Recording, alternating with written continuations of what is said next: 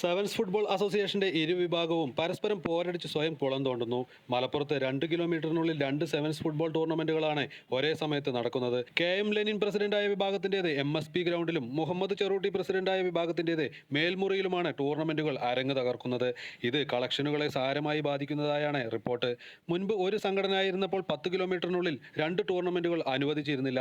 ഇത് ടൂർണമെന്റുകളുടെ സുഗമമായ നടത്തിപ്പിന് ഏറെ ഉപകരിച്ചിരുന്നു. സെവൻസ് ടൂർണമെന്റുകൾ 2 സംഘടനകൾ നിയന്ത്രിക്കാൻ തുടങ്ങിയതോടെ എല്ലാ മര്യാദകളും ലംഘിക്കപ്പെടുന്നു. നിലവിലെ സെവൻസ് ടൂർണമെന്റുകൾ വിജയകരമായി നടക്കുന്ന പല പ്രദേശങ്ങളിലും മറുചേരി പുതിയ ടൂർണമെന്റുകൾക്ക് കോപ്പ് കൂട്ടുന്നുമുണ്ട്. മറുചേരിയുടെ ടൂർണമെന്റുകൾ ഇരുവിഭാഗത്തിന്റെയും വമ്പൻ ടീമുകൾ പരസ്പരം ബഹിഷ്കരിച്ചു വരികയാണ്. സെവൻസിലെ പ്രമുഖ ടീമുകൾ തമ്മിലുള്ള മത്സരം ഒഴിവാകുന്നതിൽ സെവൻസ് പ്രേമികൾ നിരാശയിലാണ്.